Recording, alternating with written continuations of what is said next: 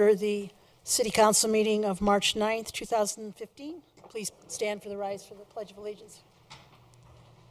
I pledge allegiance to the flag of the United States of America and to the republic for which it stands, one nation, under God, indivisible, with liberty and justice for all. May we have roll call, please? Jerry DiTullio. Here. Zach Urban. Present. Christy Davis. Here. Tim Fitzgerald. Here. George Pond. Present. Tracy Langworthy. Here. Madam Mayor, Mr. Starker has excused himself. He's out of town. And likewise, Councilmember Wooden is in Washington, D.C. at the National League of Cities. But we do have a quorum. Thank you. Are there any changes to the minutes of February 23rd? Hearing none, the minutes stand as prepared. I don't believe we have any proclamations or ceremonies tonight. Citizens' right to speak. I believe I'm getting a update on that. These will be items that are not on the agenda, and we ask that commentary is kept to 3 minutes. If you care to speak, then please come to the podium and give us your name and last name, as well as your address. Sure, thank you. My name's Maureen Daly, D-A-L-Y, 3620 Otis Street, Wheat Ridge. First, I'd like to thank Councilman Urban and Councilman DiTullio for hosting last week's town hall meeting and answering all our questions about the TIF and the planned development at 38th and Wadsworth. It was a great discussion, and we appreciated your open ears. And I also want to thank Councilwoman Wooden for attending. With that said, though, I was very disappointed to learn that the other members of council have since directed city staff to develop talking points to counter opposition to the developer's plan for a neighborhood grocer at 38th and Wadsworth and for using TIF to fund it. Until I read those talking points, I brought a copy, I was under the impression that you all hadn't yet decided on this project or hadn't yet decided about using TIF to fund it. I thought folks were going to go back and talk about other mechanisms for funding, PIF, look at some studies, impact studies, and then, consider things further. Seems like it's a done deal, though, and seems like it's just a rubber stamp at this point. What a shame. I was really hoping y'all would keep an open mind and do what's best for Wheat Ridge. Thanks. Thank you. Monica Duran?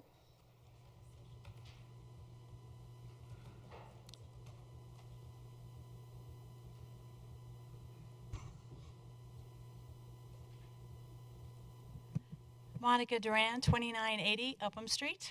Good evening. I want to start by, first off, thanking Councilman DiTullio for kind of bringing both sides together here this evening, so I appreciate that, Councilman. I want to say that leaders emerge in times of conflict and disagreement, and at times these leaders emerge from unexpected sources. With this adversity, teamwork, success, and the greater good is accomplished. Myself and Ryan Mitchell stand here today to ask Council to come together as we have, to listen to a collective plan on moving forward with our Main Street on 38th Avenue. Let's break down the barriers of misunderstanding. Let's break down those walls and earn back the trust of the community. Let's lead by example. A few talking points I'd like to make is, we know the city is divided. We know that there are a couple of groups and different sides here. We know we've had a couple different surveys that kind of floated around the community. We agree that we need to kind of work together to get this done.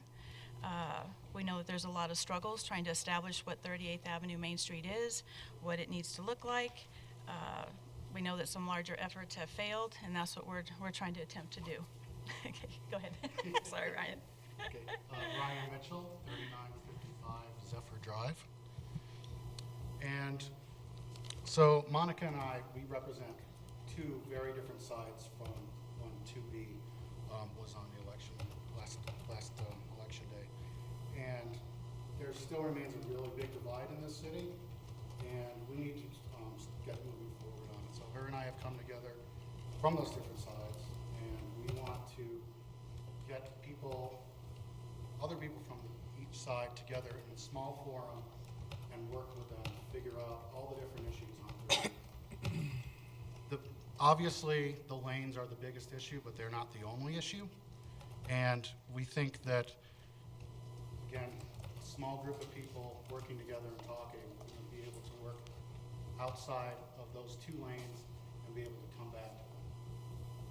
I wanted to mention, Ryan had just said about the 4 lanes. Yes, we'd like to have the traffic flow back, but there's also other amenities that we'd like to see and that are important to both sides. I think it's the sidewalks, the bicycle lanes, planters, lightings.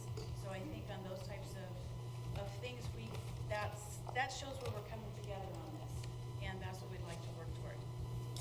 One thing here is just have better communication on both sides, and that's what we're starting to do here. We're hoping that we're leading by example, showing you that if Ryan and I can get together, kind of hash this out and compromise, that everyone else will follow suit. We'd also like to see some communication and that between council and city staff with us as we move forward and kind of let our group grow. As the trust grows, we can bring everybody in to kind of discuss what that vision is on 38th Avenue. And while this is mostly about 38th Avenue, there's lots of other issues in our town where we're clearly divided, and they tend to be down those same lines. So hopefully this will help with those issues as well. We'd like the city actually to communicate what's going on 38th. What is the city doing? We know that there's 2 different surveys by different groups. There's been talk of the city doing a survey as well. It would really help everyone for the city to just say what's going on. We're being pretty silent about it, and we'd like to know what's going on at 38. Thank you very much. I think we've extended, our time is up, I think, yes. Thank you very much. Kelly Brooks.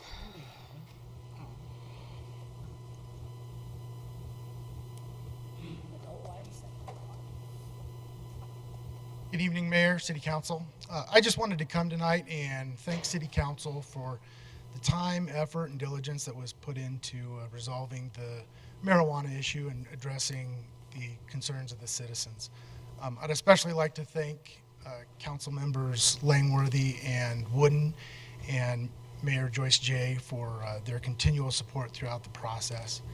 And I'd like to especially thank Council member George Pond for being instrumental in drafting the regulations that ultimately were approved as an ordinance that addressed citizens' concerns and resulted in what I think is a very respectable compromise. So thank you, City Council, for all your time and effort in that. Thank you. Larry Matthews, and then Amy Hines. Mathers? Not sure. Good evening, Larry Matthews, 3851 Hoyt Street. You're going to have to get the cliff notes from my article today because 3 minutes just isn't enough time. So I will leave again a copy with Janelle Shaver so that you can see if I'm trying to color anything, but I just can't get through it any other way. It refers to Littleton voters passed measure restricting city's urban renewal powers. A few years back, Littleton decided to go into the development business, created an urban authority, renewal authority, passed bond measures, borrowed money, set up the riverfront project at Littleton Boulevard and Santa Fe. It went bankrupt 4 years later. Taxpayers were out 8 million or 16 million thereabouts. So this is a part of what brought this about. Littleton will need to go to the voters before employing commonly used urban renewal tactics like tax increment financing or eminent domain, according to special election results released last Tuesday. The final tally in favor of question 300 was 5,755 yes votes to 3,811 no votes, or 60% to 40%.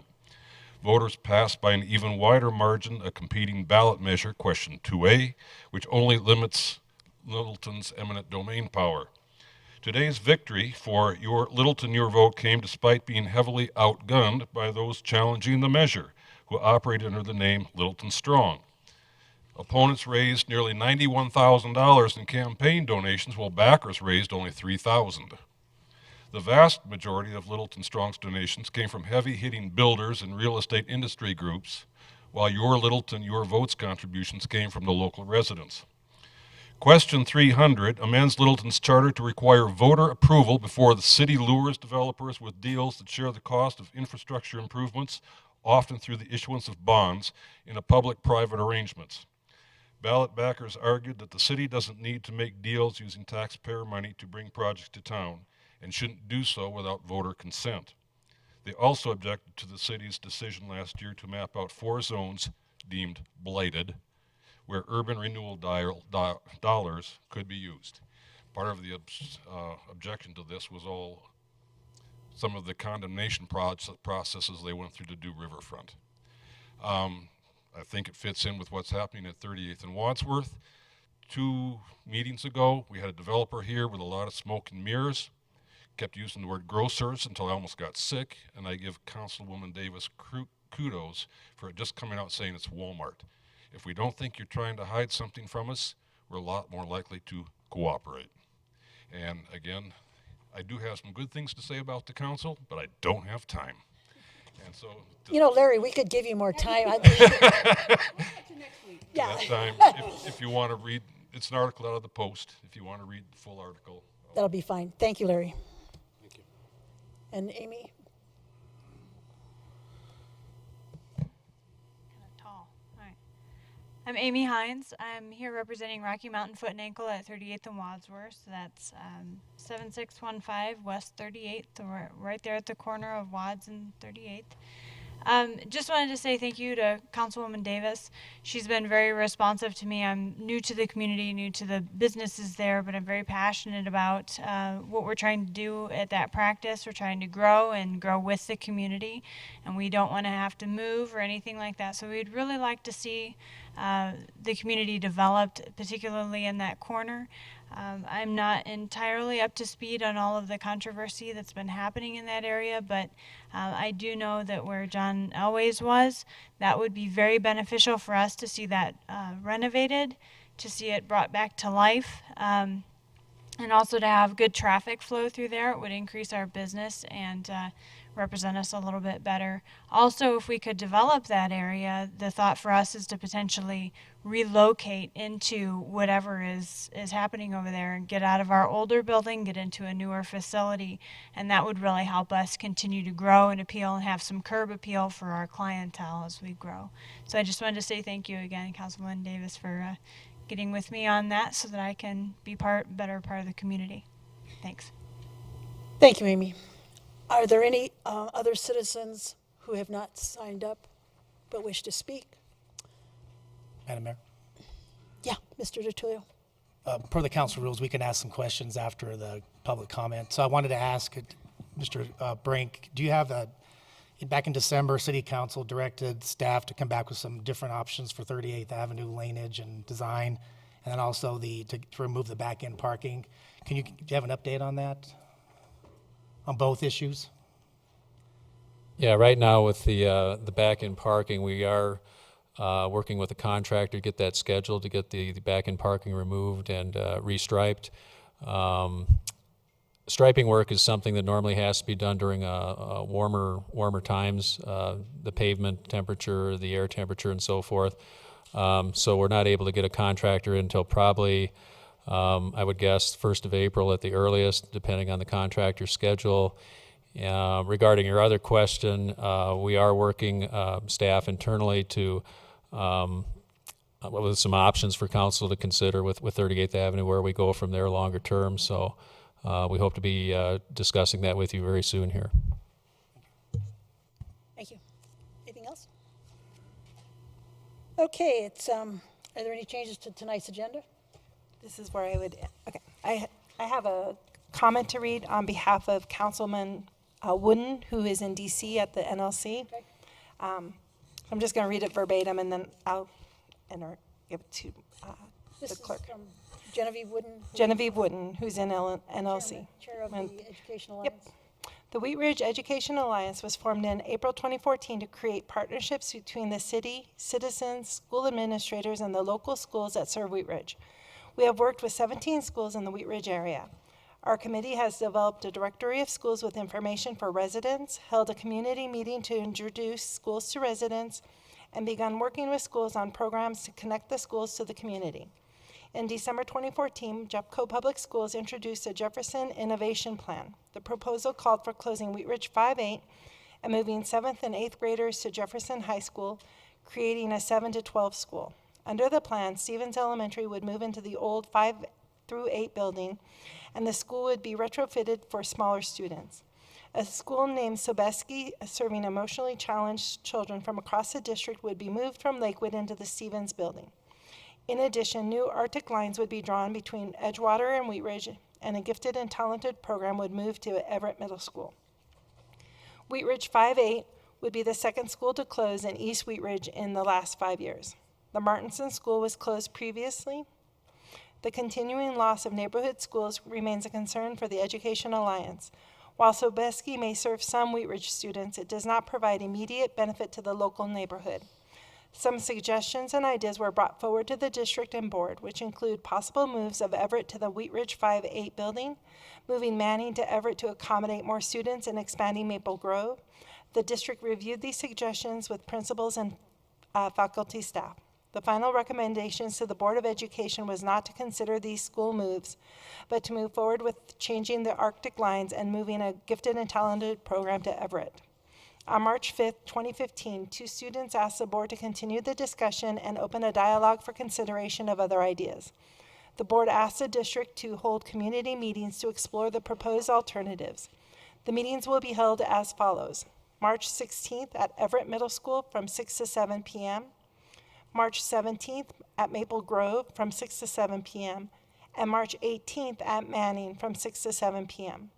We encourage the public to attend these meetings. The goal of the Wheat Ridge Education Alliance remains the same: to work with schools, educators, businesses, and the city to promote excellence in education in Wheat Ridge.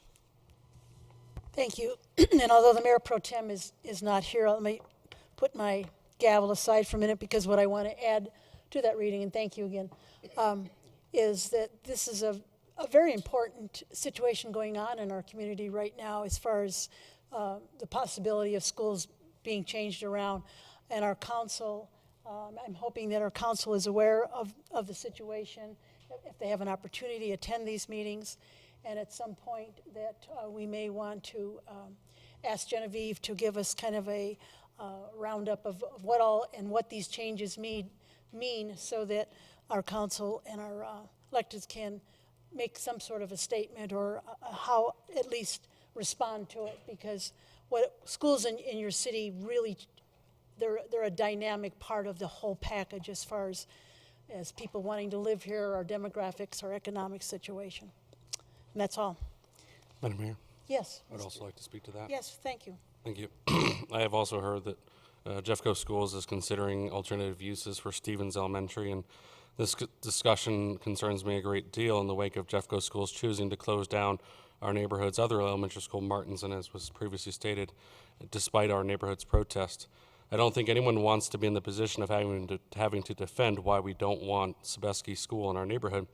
I would rather focus on ways to increase the educational opportunities and access to educational facilities for our neighborhood's mainstream students, rather than focus on how our neighborhood can once again be asked to burden ourselves with reshaping and reshuffling our neighborhood schools to meet the whims of the school district. I personally do not feel that any alternative school, Sobeski or otherwise, would be a good fit for our neighborhood, primarily because this would come at a cost of yet another mainstream neighborhood school being removed from our community. Enough is enough. If the school district had not already closed Martinson Elementary, I would be open to the discussion of an alternative use for Stevens Elementary. To put it bluntly, we have been asked by the school district to sacrifice a lot as a neighborhood, and I am sick of being asked to give up even more.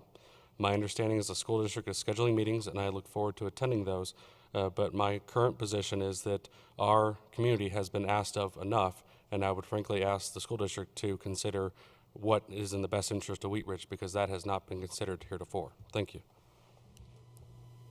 Okay, I believe we can move on with the meeting now, starting with the consent agenda. Mr. Pond? Thank you, Madam Mayor. I'm happy to present the consent agenda. Item A, motion to award RFB-15-8 to Foothills BMW Lakewood, Colorado for a police patrol motorcycle at a cost of $24,658.13 and an additional $7,000 for the purchase and installation of required equipment. B, resolution number 16-2015, approving an intergovernmental agreement between the City of Lakewood, City of Wheat Ridge, and the West Metro Fire Protection District for the use and maintenance of a shared radio communications system. C, motion to approve payment to Vermeer Sales and Service Colorado Incorporated, Commerce City, Colorado, in the amount of $57,558 for one Vermeer BC 1500 brush wood chipper. D, resolution number 15-2015, authorizing the City of Wheat Ridge to become a participating entity in Jefferson County Public Safety Fiber Optic Network and approving the policy statement of the network. And E, motion to ratify mayoral appointment of Janice Thompson to the Wheat Ridge Housing Authority, term to expire March 2nd, 2020. Is the motion in order? A motion is in order. I move to approve the consent agenda items A, B, C, D, and E. Second. Who's the second? Miss, now they're pointing to each other. Miss Davis would be our second. Please cast your Did votes. everyone vote? Motion carries 6-0. Thank you. Moving on to item number 2, that would be Councilmember Tracy Langworthy. Thank you, Mayor. Council Bill number 04-2015, an ordinance approving the rezoning of property located at 5130 Parfett Street from Planned Industrial Development, PID, and Agricultural 1, A1 to Industrial Employment, IE, case number WZ 14-5 Parfett Storage. At issue, the applicant is requesting approval of a zone change from Planned Industrial Development and Agricultural 1 to Industrial Employment for property located at 5130 Parfett Street. The proposed rezoning area includes 2 parcels, the total size of which is approximately 3.48 acres. The purpose of the zone change is to expand possible uses for the property, including the option for constructing a mini warehouse storage facility. At this time, the applicant does not have specific plans for improvements to the site. If the property is redeveloped in the future under the proposed IE zoning, an administrative site plan review would be required to confirm that proposed development meets the standards of the Industrial Employment District and the Architectural and Site Design Manual. May I have an ordinance number? This will be ordinance number 1568. Thank you. This is a public hearing, and I need to swear in anyone who will be testifying. No one else? Just yourself? Do you swear to tell? Is the applicant in? Is the applicant audience? here? There's the applicant. Please stand and please stand, raise your right hand. Both of you that will be testifying, do you swear to tell the whole truth in these matters as you know it? Just answer I do. Yes, and I do. Okay, this is a public hearing. May I have a report? Yeah, just a brief presentation to get council and the audience oriented to the site and what the request is. This is a rezoning request at 5130 Parfett on the north side of I-70 in the city's largely industrial area. It's on the east side of Parfett, and I'll give you an aerial that gives you a little better orientation. So the site is outlined in blue here in 2 kind of arms to the site, one facing on Parfett and then one that has a little bit of frontage on 50th Avenue as well, but is definitely more hidden from public view. The site is partially developed. There's an existing residential structure located right here that was most recently, though it's been several years, that was used at the offices for an electrical contracting company. You can see the surrounding uses just based on kind of their building footprints are generally light industrial in character. Immediately to the west, across Parfett Street, is the Xcel station, a fairly significant electrical substation. A little bit further to the south is the Medved auto dealership, which is kind of kitty corner to the southwest. And there's still some vacant land also. This parcel right here is actually has frontage on the I-70 frontage road. These are more heavy industrial uses that are located to the east of the property. Looking at the surrounding zoning, you do see a lot of that lighter purple, which is a planned industrial district zoning designation. The property in question is zoned a mix of, portions of it are zoned the purple, the planned industrial district that was approved many years ago. And then this property is zoned A1. As you can see, some of the surrounding properties also are zoned A1. So as is not uncommon in the city, there is a mix of zoning, mostly commercial, but some agricultural, and even some C1 down here, which again is where the MedVed facility is. Going out just a little broader with the zoning map, again, this kind of on the right side of the slide there is the subject parcel. You see a lot of that PID, that planned industrial development in immediate proximity. And then the void areas are actually located within the city of Arvada. As council is probably aware, there's a real jagged boundary, if you will, on our northern edge with Arvada. So this parcel is located within the city of Arvada. And then moving further to the west, this is the approximate location, if again you follow the cursor, of where the future commuter rail station would be located. The Ward Road station at the end of line on the Gold Line that will be open in a year or so. In terms of proximity of that station to the subject site is about 3/4 of a mile from the station area. So it's not an area that we studied as part of our transit-oriented development sub-area plan that we developed and most recently updated in 2013 around that station.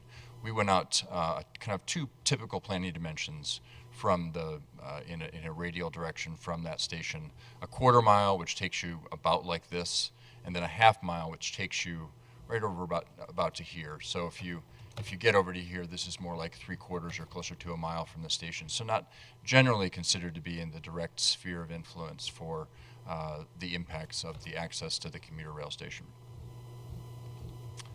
In terms of development standards, again, the applicant is requesting modification from an ODP, which is an outline development plan under the planned industrial district regulations, to an IE zoning. So IE on the right column, which is what they're requesting. From a use perspective, generally they're very similar, limited commercial uses and mostly light industrial uses, not really heavy industrial uses. We don't really have a zoning district in the city that accommodates heavier industrial manufacturing uses. From an architectural standpoint, this particular ODP that was approved does have a note on it that requires that the architecture meet certain standards as the city may have adopted from time to time. So that is a good thing. For an IE zoning, if indeed this rezoning is approved, really the same standards would apply. We have the architectural and site design manual would be the applicable site planning and architectural requirements as well as landscaping. And those do have a separate section that is carved out for heavy commercial and light industrial, and that's a fairly recent amendment. Setbacks are really fairly typical as you move down the columns. Landscape coverage is a little less in IE. That was something that we did when we updated the IE zone district just a few years ago in response to some recommendations from the comprehensive plan. But overall, fairly similar. The Envision Wheat Ridge is the comprehensive plan, the guiding really policy document for rezonings and land use changes throughout the city. Again, the subject site is located in the light blue in this case. The surrounding purple designation is an employment designation or employment industrial. And that's really what the majority of property north of I-70 was designated in the comprehensive plan in 2009, with the exception of the areas that are kind of immediately around the stations where we're encouraging more of a mixed-use development. A couple other recommendations there as you move down those bullets in terms of recommendations from the comprehensive plan, as well as from the neighborhood revitalization strategy, which is from a few years prior to that. But encouraging the city to really have less reliance on planned zoning districts because they tend to be an unpredictable and kind of inflexible zoning tool, and more reliance on straight zoning districts, but buttressing those districts with good, solid design standards that are quantifiable and enforceable and ensure that we get high-quality development. We have concluded that the zone change to industrial employment is supported by the adopted plans that we've gone over. We think it's very compatible with the surrounding uses, which, if not vacant, are generally industrial in character. Light industrial and even some heavier industrial further to the east. In your planning commission packet, which is an attachment to the city council packet, there was an analysis of the zone change criteria from chapter 26. And again, we believe those zone change criteria have been met in this instance. Planning commission did review the application on January 15th. They forwarded a recommendation of approval for city council's consideration, and staff too is recommending approval as well. And I'd be glad to answer questions. Does council have any questions of Mr. Johnstone or staff? Apparently not. Does the applicant wish to speak? Nope. Okay. Well, I believe that I can close the public hearing. Public I don't comment? believe we have any public comment. I don't have a sign-up sheet that there's no one commenting. So I'm going to close the public hearing and ask for a motion. I move to approve Council Bill number 04-2015, an ordinance approving the rezoning of property located at 5130 Parfait Street from planned industrial development and agricultural 1 to industrial employment on second reading, and that it take effect 15 days after final publication for the following reasons. City Council has conducted a proper public hearing, meeting all public notice requirements as required by Section 26-109 of the Code of Laws. The requested rezoning has been reviewed by the Planning Commission, which has forwarded its recommendation. The requested rezoning has been found to comply with the criteria for review in Section 26-112-E of the Code of Laws. May I have a second? Second. Thank you, Mr. Pond. It's been moved and seconded. Is there any discussion? I'd like to bring a small comment. I mean, I've been here long enough to remember when this property came before under a different ownership with substantial problems, and it is very positive and reassuring to have a new owner that's really looking to make this a better place in Wheat Ridge and not just kind of slide by and cause problems for our property. So I just wanted to make note of that and appreciate what you're doing. Any other discussion or comments? Mr. Urban? Thank you, Madam Mayor.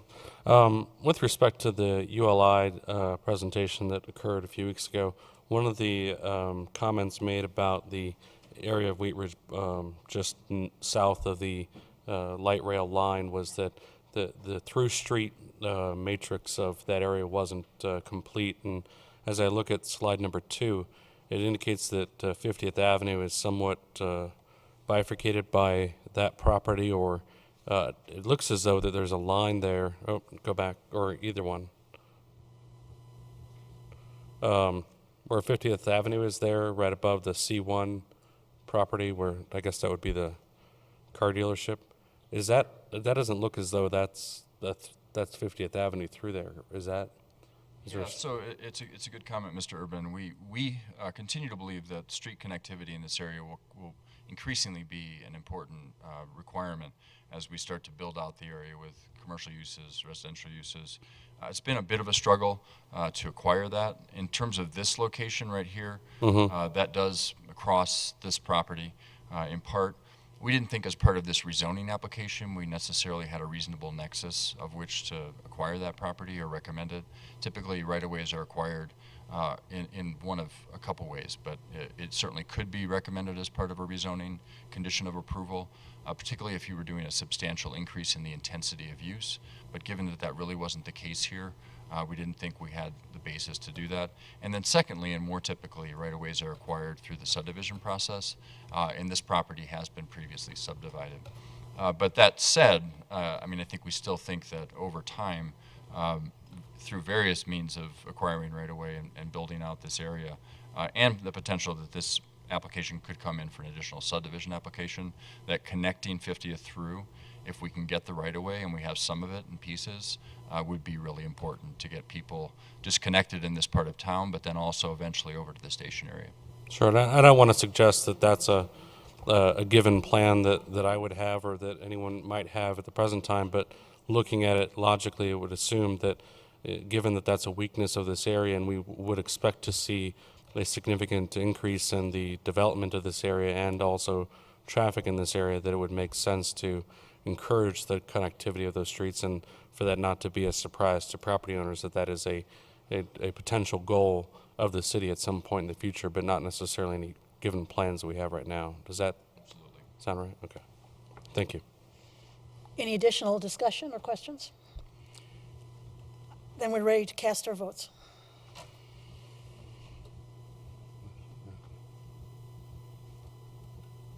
Motion carries 6-0.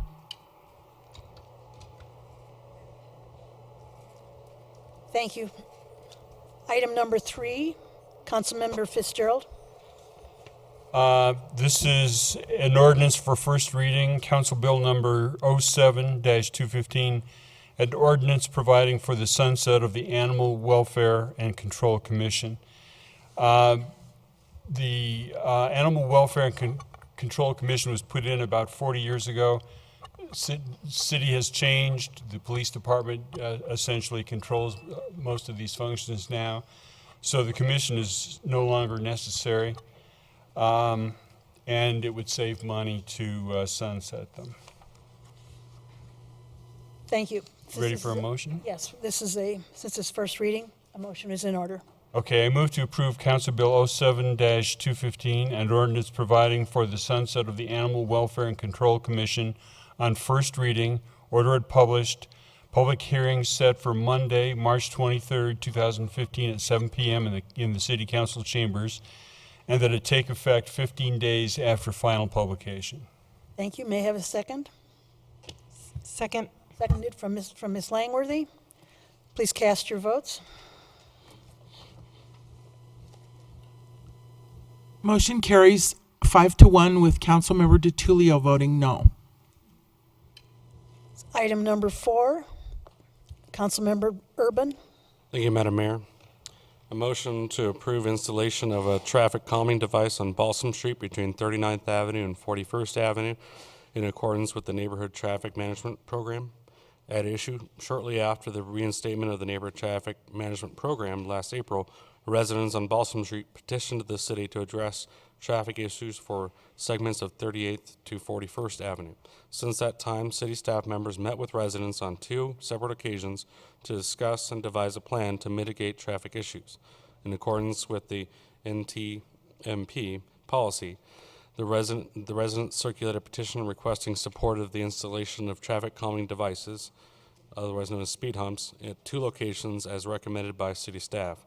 Only one of the speed humps, the north location, received the required number of signatures. Staff is seeking council to approve. Staff is seeking council approval to proceed with the installation of 1 traffic calming device at the north location. Is a motion in order? No, actually, we have some public comment as well. great. Do we have a staff report on this? I don't. Yes, Your Honor, members of the council.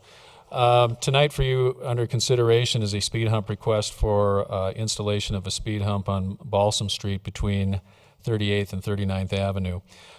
This is actually the first consideration we've brought to you for consideration since the neighborhood traffic management policy was reinstated back last April by the City Council. What the policy does is allows a process for evaluating and considering traffic calming requests by residents. There was a program in place probably 10, 15 years ago. City discontinued it back then for budgetary reasons and decided to reinstate it this past April. So as part of this process, it's actually probably a 6-stage process depending on the request and how the process goes. But it starts with a request from residents. We need at least 5 signatures in an affected area to at least start the process. That was done here. What happens from there is it's a lot of trying to identify the problem. What we really want to do is identify that there really is a problem, and if there is, what's the best way to address that. And we do that through a public process. For Balsam Street, it involved 2 neighborhood informational meetings where we took comments and feedback from residents. Staff also went back and did traffic counts, 24-hour counts, speed counts, get a good feel for what we're actually dealing with out there in addition to the comments from the residents. Get a lot of feedback from the police department on these because they're the ones that are usually called upon to respond to traffic complaints from an enforcement perspective. So We usually have almost always have a police officer at our informational meetings just to give the police perspective and their experience on a specific request area. That said, as we move through this process, the folks in attendance that came to the meetings had a strong desire, elected to move ahead with the installation of speed humps. There's a petition process with that, outlined in the traffic management policy that requires a minimum number of signatures. They did attain the required percentage above that for the single speed hump between 39th and 38th. Sorry, too many streets out there. 38th and 39th. Correct. Right, the north one, the south one, we didn't get the signatures correct. So with that said, we've evaluated the petition, verified the signatures, met with a couple of the residents that circulated the petition a few weeks ago, decided to, per their request, move ahead with consideration of the single speed hump at this location. Council have any questions of Mr. Brink? Ms. Davis? So, thank you for the work. And what I first want to do is thank the folks on Balsam, because I know it was a lot of work and it was a process I think Christine had to go through a couple times. So, thank you for getting the signatures and having the commitment to work on this. I just have a couple questions, because I know that a lot of I know walking that street and knowing those neighbors, that they all feel speed is an issue. And I do feel that some of the folks that are not in agreement they're more concerned about the speed bump or speed hump or whatever you want to call it. And so, I guess my question is, and again, it might be said and done, but I don't, I will say if you look at page, in the attachment 1, in that neighborhood, there's already some islands, and I just feel like to me, and again, it's my neighborhood as well. I'm on, they're on Balsam, I'm on Allison, but I just would like to see consistency if we're able to, with perhaps an island or a curve out. I know there were questions on drainage and those types of things and the expense, but I know I was one of the council members that asked for this program to be put back in place, and I'd rather have it be done really well and at least meld with the rest of the neighborhood. Again, if you go all the way down 41st, they have a whole different type of traffic calming method. So I just, and by following up as well, I don't know that the neighbors, perhaps an island or kind of an off island was given as an option. I don't know. I just want to put in a couple 2 cents about that, because I also think that would make the neighborhood look nice and also fall in lines with 41st. So that's just one of my thoughts. And I'm not sure that they felt that some of those islands or the offside curb things with trees were an option. And I think I sent you the email earlier this last week and didn't hear a response. So. Right. One of the things we did through the public process in evaluating, trying to identify a problem out there, was we did traffic and speed counts on Balsam Street there, and we found on the average a 24-hour count of anywhere from 300 to 400 vehicles per day, which is pretty average for a residential street. Our speed counts, the 85th percentile speed was about 33 miles per hour, which is starting to creep a little higher than you might see on a residential street, but still below that range where the police department would devote a heavy amount of resources to enforcement. So that said, any traffic calming out there, whether it was speed humps or not, the effectiveness, is kind of debatable depending on how you see the problem out there.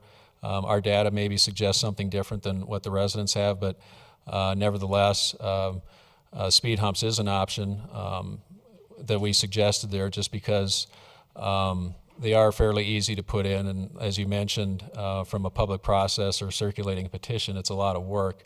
They're fairly easy to locate. easy to put in.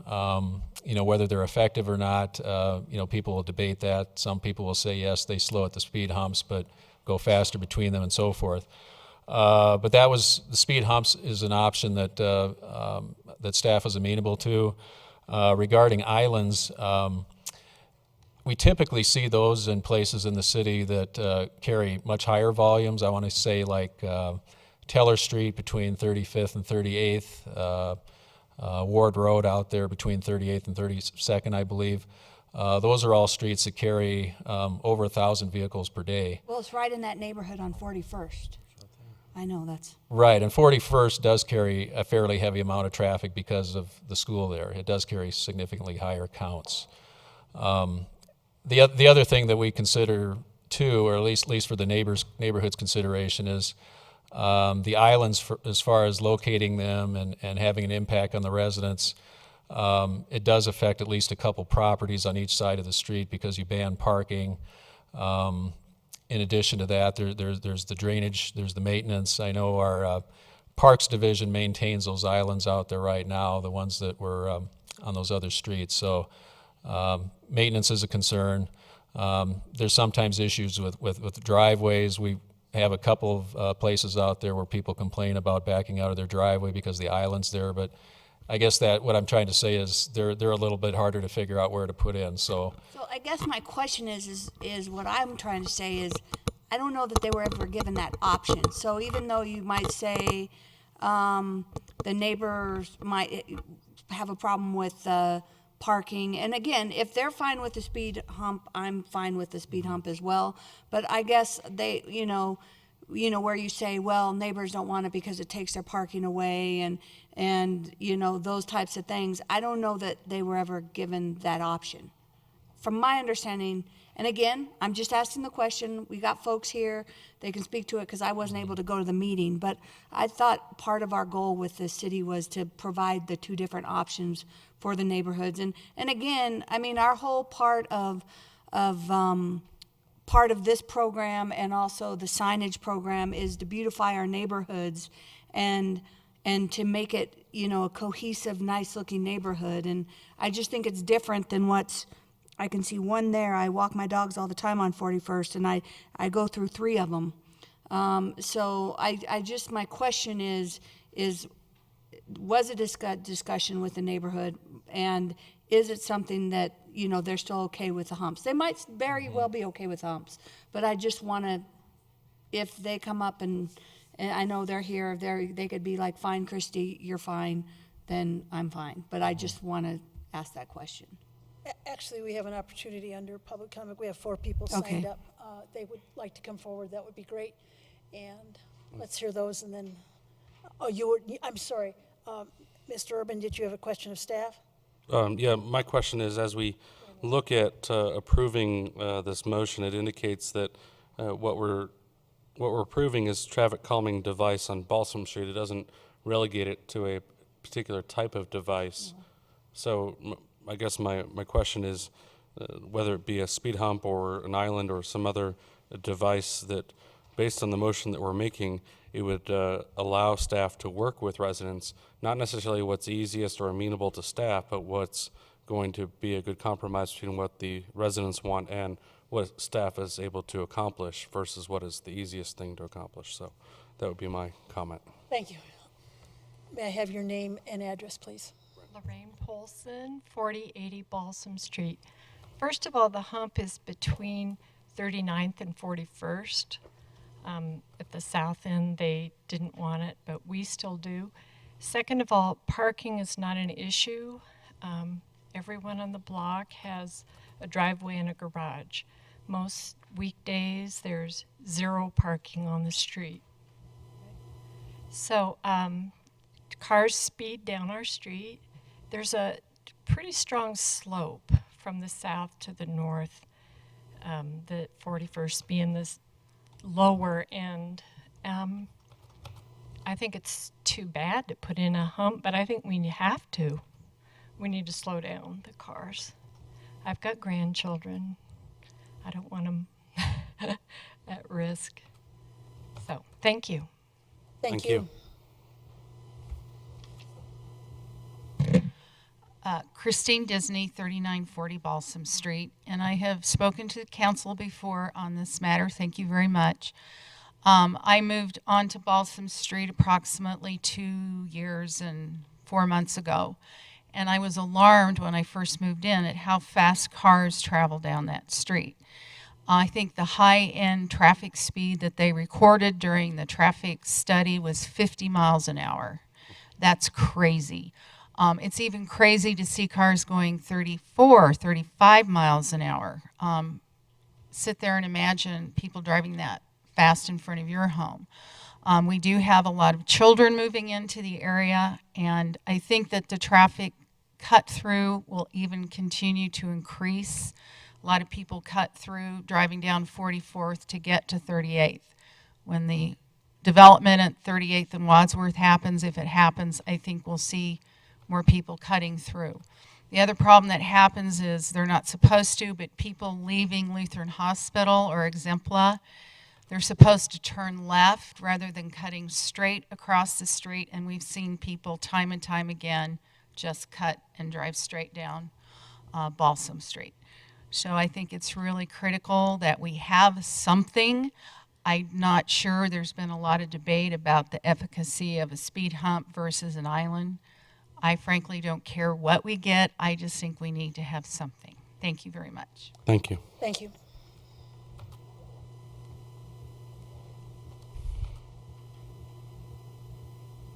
Hi, I'm Carla Mead, M-E-A-D, and I'm at 4090 Balsam. So we're right at the corner of 41st and Balsam. We've lived here for 13 years, and we have 2 children now, ages 8 and 10. So when we moved in, it wasn't really an issue. And now that we have children, boys who like to play outside, it is becoming an issue. We are at the corner, and so there is a stop sign there, and so that does help. But when we come out of the driveway, our driveway goes off on 41st, we see a lot of people even run that stop sign too. So it is just becoming an issue. We do see a lot of people cut right through and then go back down Balsam to get to 44th. So the traffic is getting increasingly just faster and just more of it. So I don't care whether it's a hump or a garden. Garden would be beautiful, I think, but I think we definitely need to do something. So thank you. Thank you. Hi, Rob Finger, 4015 Balsam Street. I think when we met for the traffic study, Mr. Brink had given us some numbers, and I think one of the numbers was that somewhere between 35 and 40% of traffic on the street was going over 40 miles an hour, so 10 miles over the speed limit. We are at the bottom of that hill, so when I see people coming past my house, they are just starting to brake as they're coming past my house, and I see the same thing. A lot of people hit that stop sign. It's a hard stop, or it might not be a stop at all. They just slow down, roll right through the stop sign. So I would ask council to approve the speed bump or approve the island or something for us. Thank you. Thank you. Any questions of any of our citizens? No? Madam Mayor, did all of those 4 speakers sign Yes. up? Okay. They did. I Is just there want anyone else? to who be sure to wishes spell your speak? names right in the minutes. Did anyone wish to speak that didn't sign up? Nope. Yes, we do have. Larry? Larry Matthews, 3851 Hoyt Street. And I want to be a little gentle on this because I do not live there and I understand the problem. Just as we're considering this, and some of the people have indicated they don't have a preference, before we move on to a Taj Mahal speed bump, I would like to remind everyone that there's going to be thousands of dollars of maintenance if we go to an island and trees, not to mention curb and gutter and all the engineering and design that will go with it. And I'm not wanting to deprive the people of the speed bump, even though traffic calming devices do anything but make me calm when I drive under and over and around through them. So just keep in mind the need there. If there is a real need for us to spend money and accept the long-term maintenance costs for something more than just a speed bump, I would just like to make sure that the traffic studies and general engineering principles would support that. Thank you. Thank you. I believe then we can move on to the motion. Mr. Urban? Thank you, Madam Mayor. I move to approve an installation of a traffic calming device on Balsam Street between 39th and 41st Avenues in accordance with the Neighborhood Traffic Management Program. May I have a second? Second. Ms. Davis, seconded. Please cast your votes. Oh, There's sorry, discussion. discussion? Any discussion? Mr. Pond? I'll support this. However, I hesitate with some of the conversation about the generality of it. If we are voting this in and this gives full range, I would prefer to have something come back, because this is a citywide program, which means that there's the idea annually is to make sure that other applicants can come in. I know there's been discussion of this even in my neighborhood. So, as opposed, if there is, I think, not only a difference in maintenance over the long term, but there's an installation cost difference as well, which means that you're potentially taking a chunk out of this pool. So I will support this for the traffic calming device that's indicated in this plan. And if we have to be any more specific than that, I would prefer that either we are a bit more specific in this motion, or that if there's a study that compares the cost, the installation and or maintenance cost of the two things, that comes back before a final decision is made. So I don't know if there needs to be any amendment, but I guess I'd prefer to hear from staff what the interpretation of the motion would be. I think what the CAF says, and I agree that the title of the motion is a little vague, but throughout the report by staff, it talks specifically about a single speed hump versus any traffic island. So absent any further direction from council, that would be staff's intent to put in there. Mr. Dahl, can you give us a comment on that? I think it's fine. If council wanted it to come back for some other reason, fine. But and I'm sure staff, if it turns out they think something else needs to be installed, they'll bring it back. But it was brought to you as a speed hump, and that's, if you pass the motion, that's what will get built. Ms. Davis? No, I'm fine with that. I just don't know. I think that we already talked about it in the study session, that the speed humps, and it's going to be just an asphalt one, is the cheapest one. So it's going to give opportunity to other neighborhoods. But I also, and what's most important is the folks on that street are happy with that. And that's what's most important.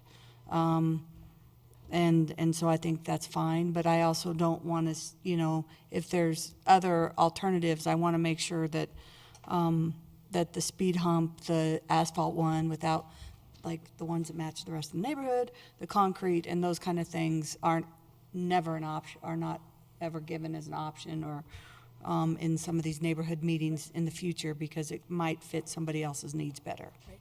So you want clarity in future discussions is what you particularly want. All right, so we're continuing to vote, and this vote would indicate that it would be a speed bump. I believe we're ready. Hump. Thank you. Are we ready to pull the council? Be good. Please do so. Be good. Motion carries 6-0. Thank you. Okay. Yes. Yeah, wow. I better tell them no, we better say good. Item number 5, Councilman DiTullio. Item number 5 is Resolution 18-2015, a resolution amending the fiscal year 2015 general fund budget to reflect the approval of a supplemental budget appropriation in the amount of $15,000 for the purpose of providing a donation to the Seniors Resource Center Phase 2 facility expansion project. At issue, the Seniors Resource Center is proceeding with the Phase 2 facility expansion project of their facility located at 3227 Chase Street. The improvements to the facility will increase the energy efficiency of the SRC headquarters and create more efficient workspace for several departments, including transportation, in-home care, care management, and community marketing. It will also increase the space for new volunteers, making it easier to provide new services and improve their capacity to serve. They estimate a 25% increase in services by the year 2018. The estimated construction cost of the project is $1.4 million, and it will generate 4 to 6 new permanent jobs as well as temporary jobs during construction. Building use tax in the amount of $25,200 and permit and plan review fees in the amount of $13,368 will be paid by the Senior Resource Center when a building permit is issued.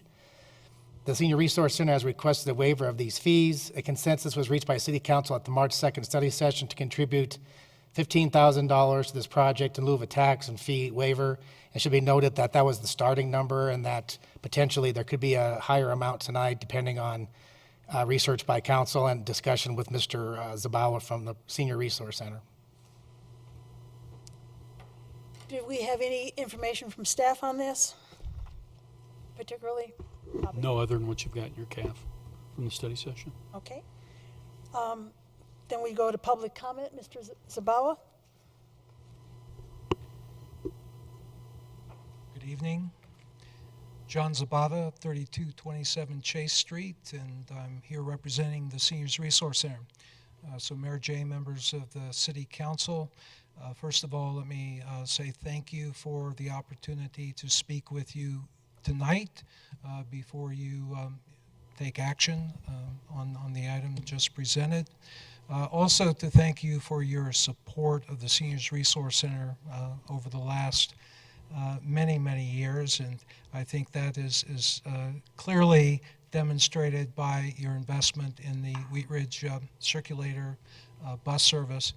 And also, I think, more importantly, in 2011, when we constructed a 17,000 square foot design-built, I might say one of the few in the country, adult day centers that the City Council not only contributed $50,000 in cash support, but you also approved the business development zone waiving of use tax and permit fees valued at more than $100,000.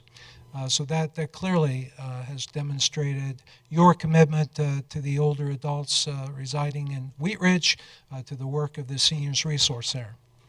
Now, last year we served over 19,000 individuals. This was a 12% increase over 2013. And 1,900 of those individuals were Wheat Ridge residents, providing everything from transportation to in-home care to adult day services to care management. So without question, we've had a significant impact not only to the seniors in Wheat Ridge, helping them to remain living independent in the community for as long as possible, which I think also supports them in retaining their properties. They certainly are consumers, and so they are contributing to the local economy, as are we. So we have 100+ individuals coming to the center every day. About 60 of those represent staff that hang their hats at that location.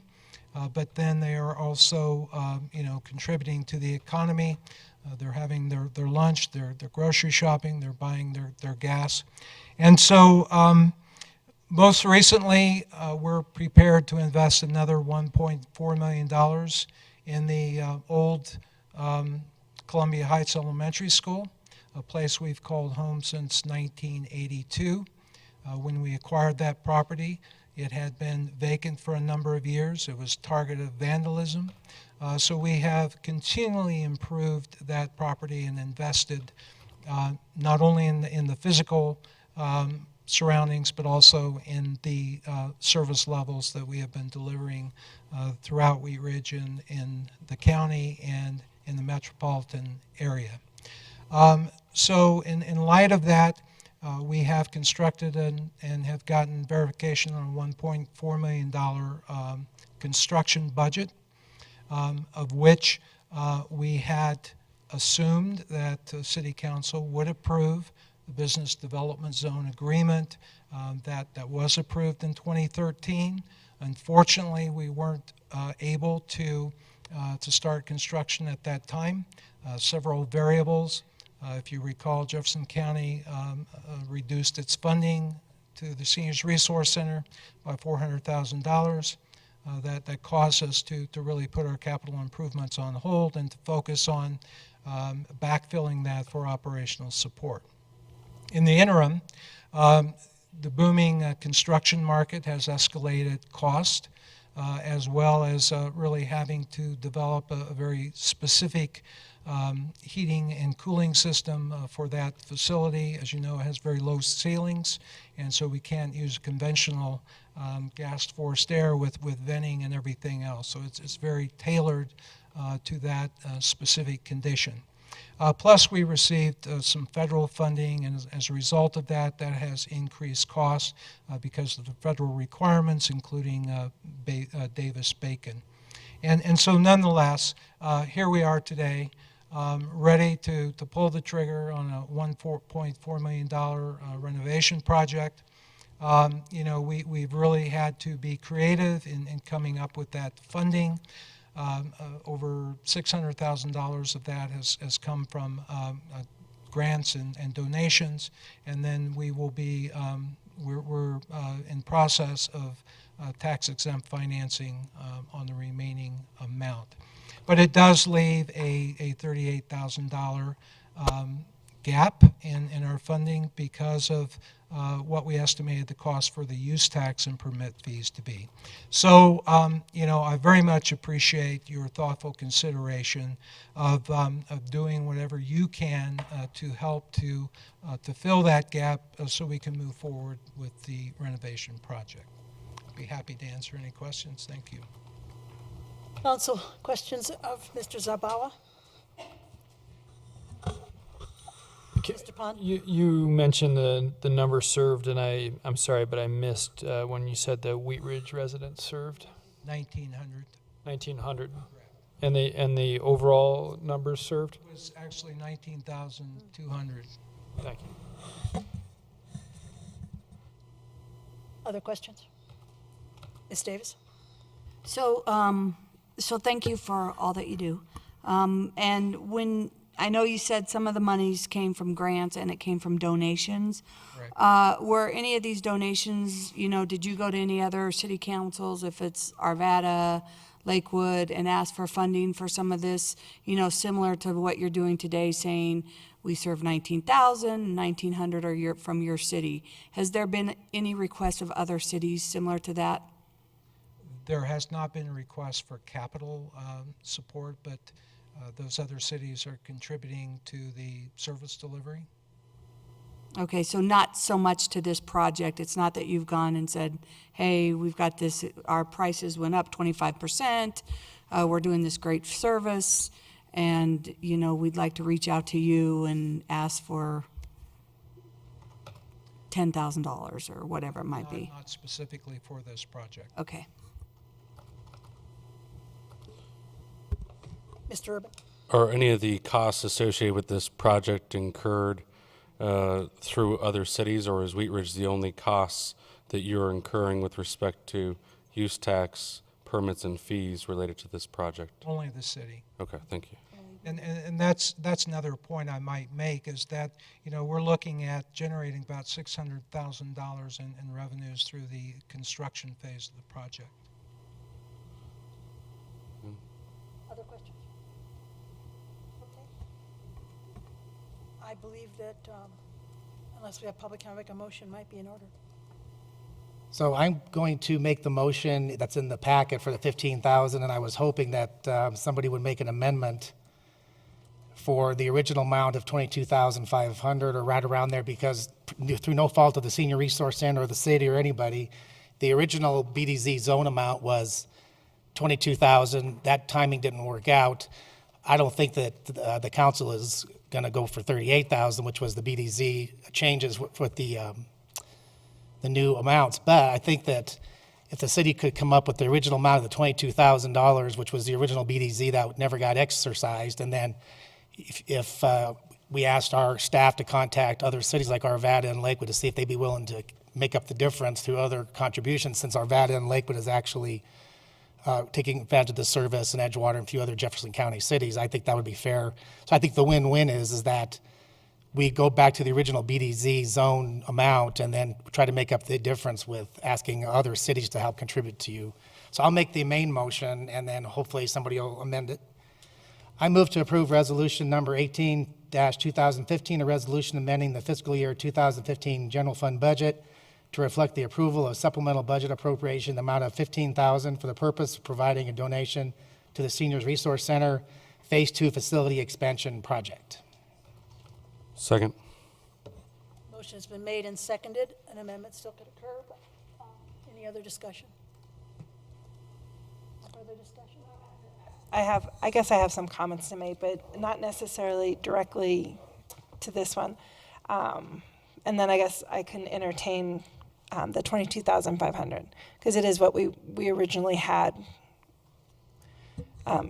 put aside for. My comment really is that at the start of the year, we went over our budget and we made sure we had a very balanced budget, and a lot of discussion went into balancing our budget. At the time, we had some leeway on some of our money, and that leeway ended up going into capital improvement projects, which our city desperately needs as well. But my comment at the time was we need to leave some buffer in our budgets for moments like this when we're going to be asked for more money than we may have accounted for. And I know that several times during the budget process, we were asked that if we're going to spend more money, then we better find a cut for it. Right, and that was fabulous. But now that we're in 2 months into our year, when people come for money, we're not asking for cuts somewhere else. So to me, I'm not 100% comfortable giving away revenue that we know we need because we've already been asked for additional money. But I am comfortable asking for the $22,500 because that is what we initially asked for, or what was originally approved.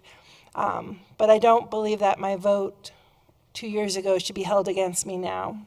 And so I'm not going to vote because I think that, 2 years ago I voted yes. I'm voting yes because they do a really good job in our community. They did ask for that. We did say that, but I don't believe that I should be held to that. And so I would make an amendment to increase to the $22,500. Madam Mayor. Okay, so you're amending the motion to increase it to $22,500. Do I have a second on the Second. amendment? And we have a second on the amendment. We need now to vote on that unless there's further discussion. Yes. More discussion? To a certain extent, this is all sophistry because, as we discussed in study session, this is a county facility, does not really fit the requirements of our code. And although I'm aware that a previous council did set a precedent before, there's no reason why we should consider or we should continue a bad precedent. They don't qualify for anything is the bottom line. However, it is a public good, and I recognize that. We all recognize that.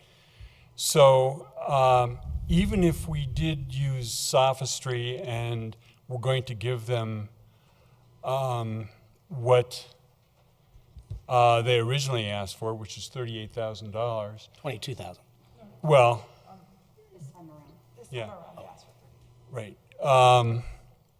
They only qualify for 75% if they would qualify under the law, under the code. And so, as we discussed in council, $15,000 is, as a donation, is a happy medium, and it's a recognition of there being a public good, but it is not continuing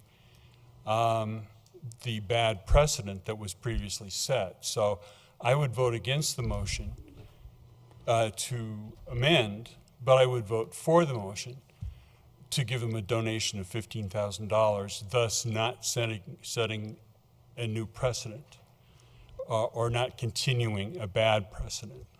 Madam Mayor. Mr. Urban?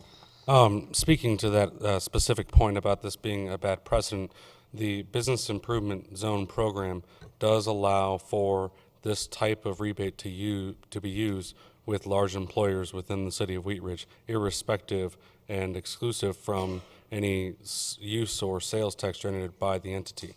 This is a private nonprofit organization, not an entity of the county.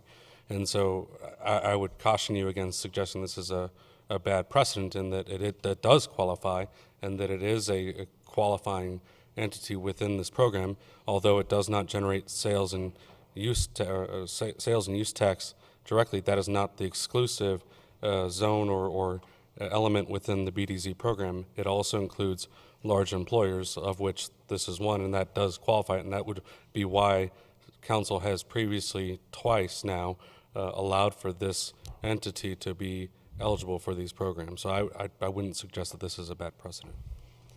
And Mr. DiTullio? So I'm going to support Ms. Langworthy's motion to amend for $22,000 for the simple fact that the Senior Resource Center is going to pay $38,000 in fees and taxes, and then we're going to give them back $22,000. So the net effect is that the city of Wheat Ridge is not going to be in the red. We're still going to have a $16,000 gain by this project. So really, if they were able to go to another entity and ask for the remaining $16,000 from Arvada or Lakewood, it could be a win-win for them. It'd be a win-win for us. I'm not trying to say we should honor this because of previous votes. All I'm saying is that because of no fault of anybody, the original amount of $22,000 wasn't exercised. So if Ms. Langworthy's motion passes, they're going to pay a $38,000 sales tax or sales tax and use tax and fees, and then we're going to still be making in the black $16,000 as a city, if you want to call it that, making money. And then if Mr. Zabawa and company can find the rest of the $16,000 from other donations, then they basically break even. It's just as if the BDZ had been passed. So I would really encourage council to support this as a $22,000 donation with the idea that we're still going to be in the black by $16,000.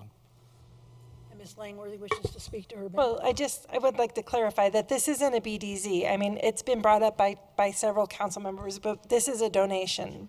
The BDZ was taken off the table at the study session. We're not talking about a BDZ. We're talking about a donation, giving them money for the simple fact that that's what we've chosen to do.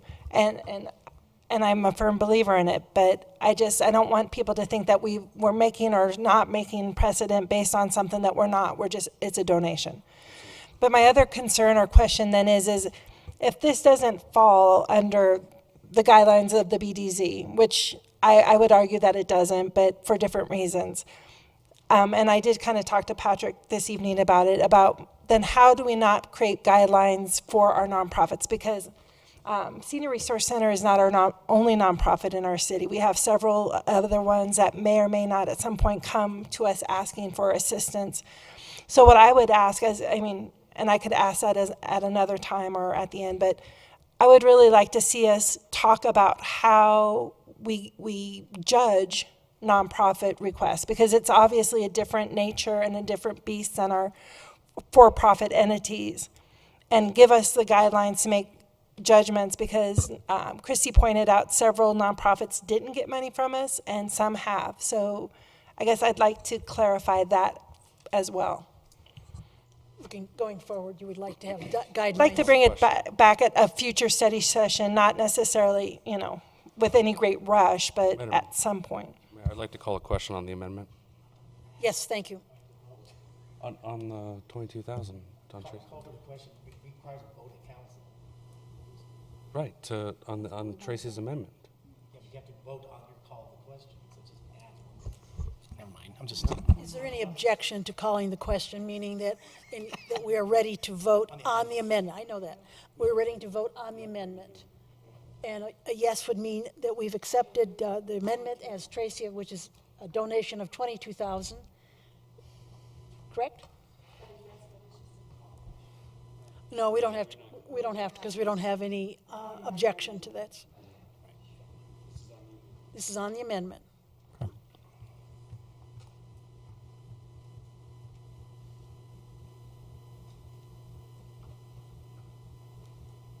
Didn't mean to put anybody in suspense.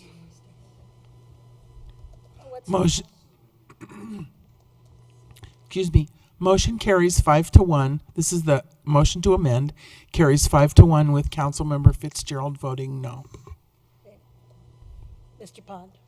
So before we proceed to the main motion, I do want to echo just a couple things. I do think that we've already established in study session and tonight that there is a public benefit to this, and there's some good reasons why to move forward with this donation. So that's why I supported the amendment. That's why I'll support the main motion.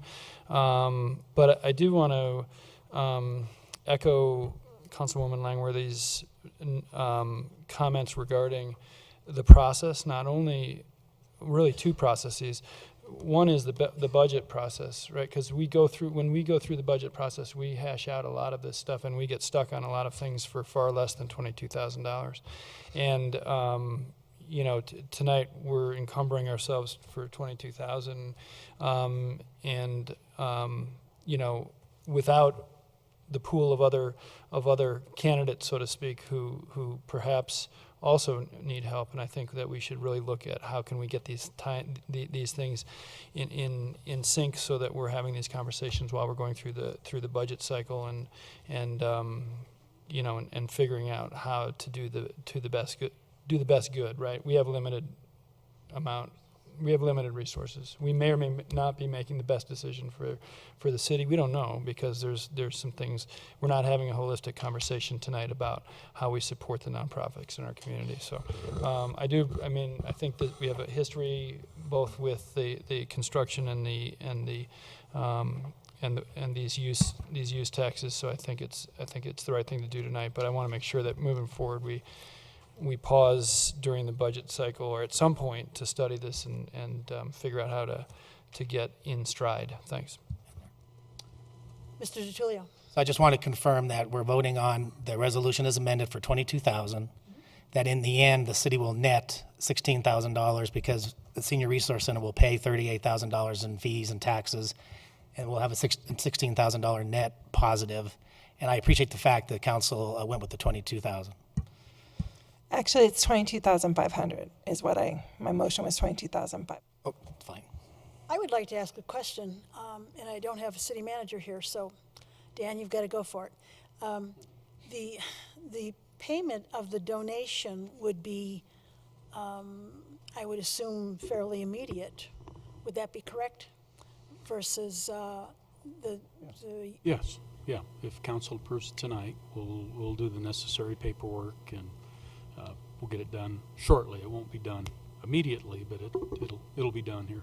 versus the, go ahead, Ms. Davis, I know you think you know where I'm going.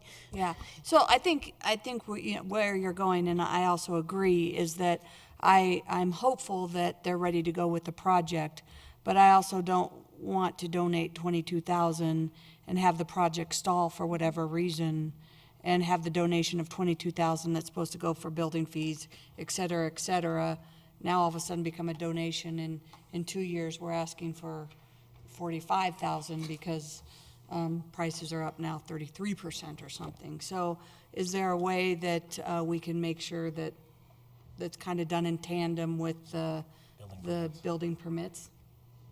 Absolutely. We can, we'll work with Senior Resource and Community Development. City Manager will to ensure that that's done. Yeah, I think we need to make that a part of the motion. If you like it to do that, you would probably want to say make an amendment to the motion to condition the delivery of the funds to be simultaneous with the issuance of building permit for the project. How's that? Okay. So I'd like to make amendment to the amended motion that that the allocation of the $22,000 donation, $22,500 donation is in tandem or in parallel with the issuing of the permits for the work. Second. Any discussion on that? I don't know if I cleared Please poll the that. council. Okay. And who was the second? I was. Mr. DiTullio, we now have an amended motion, a main motion, which is, We have to vote still. I'm sorry, Voting. Did everybody vote? Yep. we're ready to Okay. vote on that. Motion carries 6-0. Okay. I believe we manage to get through that? Except for the main motion. Now you have to vote on the main motion, Madam Mayor. We had that, oh, that one was the amended amended amendment. amendment. All right, now we need to vote on the main motion, which is to make this contribution with all the as amended twice. Motion carries 6-0. Okay.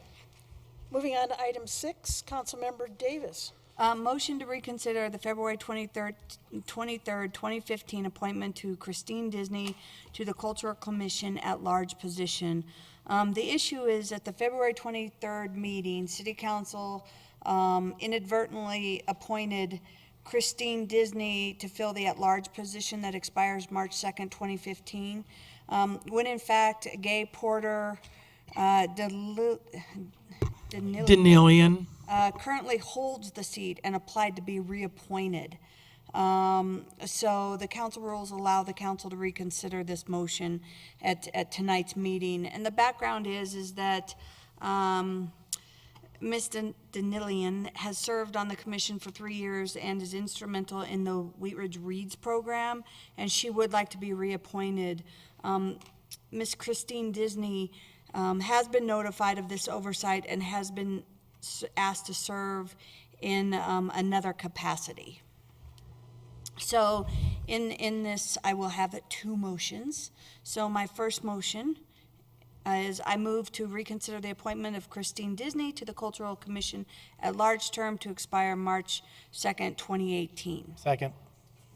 Seconded by Mr. Tullio. Please cast your votes.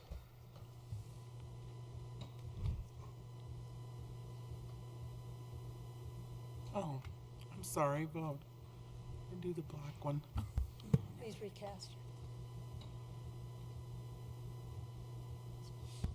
Should we raise our hands? One more time, one more time. Shall we- Are we getting some practice in here? I keep pushing. Is it not working? Why is, Okay, please raise your hands. now try it. It's not, there, 6-0. Motion carries 6-0. I apologize for that. Okay, fire it I up know what I again, did Jeanette. wrong, and I'm never going to tell you what it Warmed up was. there. Fire it up again. I got another motion. I move to substitute motion to reappoint Ms. Gay Porter Denilian to the Cultural Commission at large, term to expire March 2nd, 2018. Second. Please cast your votes. Motion carries 6-0. That will be the end of the council business meeting. City managers, acting city managers manners. Mr. Brennan. I have nothing. Chief Brennan. City attorney's matters. Nothing tonight, thank you. City clerk.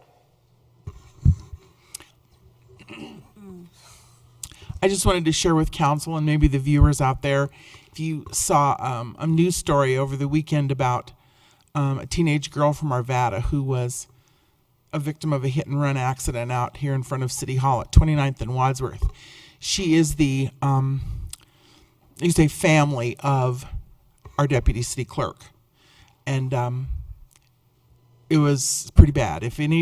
She was crossing the crosswalk. She had taken the bus down from Arvada to meet Kelly for lunch and was crossing properly with the signal, and a car came from 29th and just hit her and drove on. And she, most sadly, she has a fractured upper jaw, concussion, road rash and bruises all over. Thankfully, her hips are okay and legs. But she also had some facial injuries, a lot of stitches under her lip. But she also lost her 2 front teeth and 2 more teeth to the right of that. And that's going to be, at minimum, a 2-year process to reconstruct that. But if anybody knows about that maroon car that hit her and drove off, please contact the police department and just keep her in your thoughts and prayers. She's a sweet little gal, real meek, and just it's quite a trauma. But man, folks, be careful out there. Pedestrians, be careful, and drivers, watch out for walkers. So. Thank you. I didn't realize it was a hit and run. That is terribly sad. Okay, Mr. DiTullio, do you have something to report tonight? I just wanted to thank Monica Duran and Ryan Mitchell for meeting and talking about options for our future with the city and working together, two different groups, bringing them together. I think that nothing has been decided. I think if anybody decides to dig in on one side or the other, saying it's going to be this number or that number of lanes, I think that we really need to listen to the public, and staff's bringing forth some options, hopefully in the spring, where people can get together and look at those and debate them and talk about them with council, not for council, but with council to hear what the options are. And I'm looking forward to those options in the spring. So I think everything's on the table again, especially with the safety issues of sidewalks and pedestrian lighting and public arts and landscaping, working with those business owners along 38 to create a win-win. So thank you to Ryan and to Monica for getting together and starting that discussion. Ms. Davis. I just want to thank Amy from Wheat Ridge Foot and Ankle who came by tonight.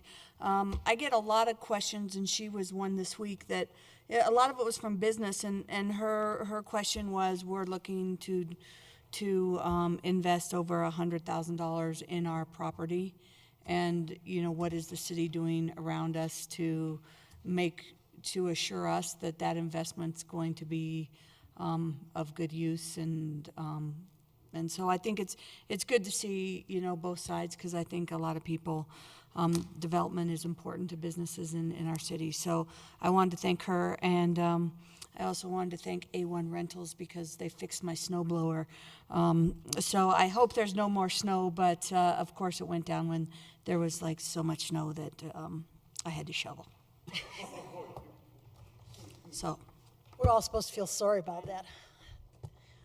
Mr. Urban. Thank you, Madam Mayor.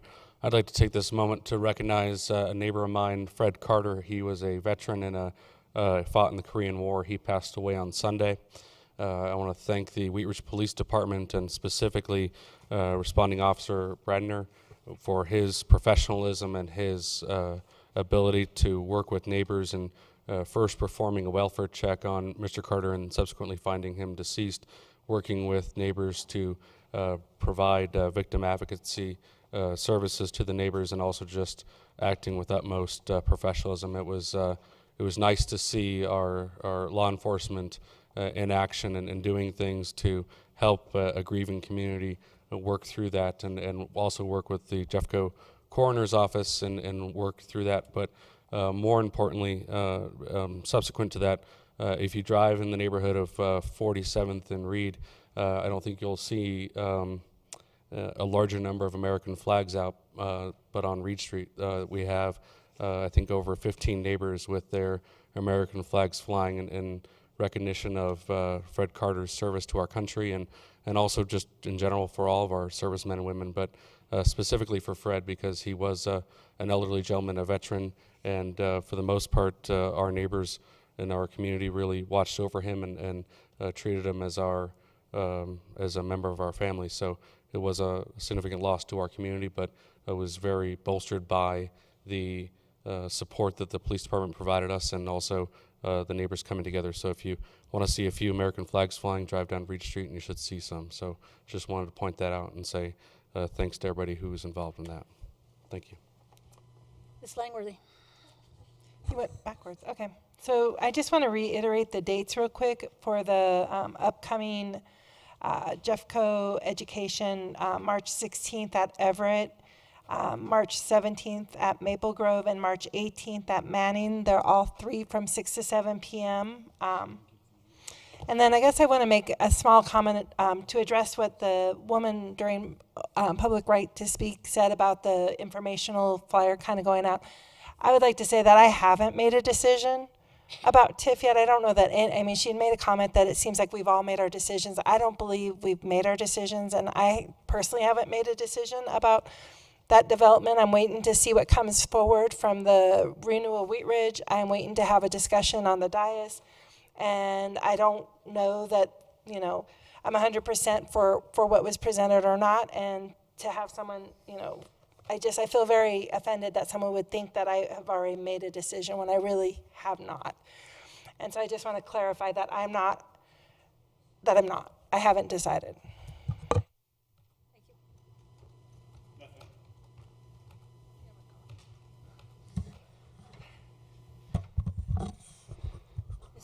Thank you. I'll speak on behalf of Tim and myself to invite you to District 3 Coffee with Council, Saturday, March 14th, 9 a.m. to 11:30 at Davies Chuckwagon Diner at 26th and Paramount Parkway. So we'd love to see you, feed you some pastries and coffee, and have a good conversation. So see you Saturday. Pastries and coffee both? At Davies Chuckwagon, okay. Yeah. All right. I want to thank the citizens who attended the coffee the mayor's coffee that I had on Saturday. Nice group of people, and we had some interesting topics. I'll be doing another Saturday coffee, probably within. I'm not sure yet. I haven't decided yet which date, but for sure there'll be some more. And I believe it's time to is any further business or anything? Then I believe it is time to bring the meeting to a close. Meeting's adjourned.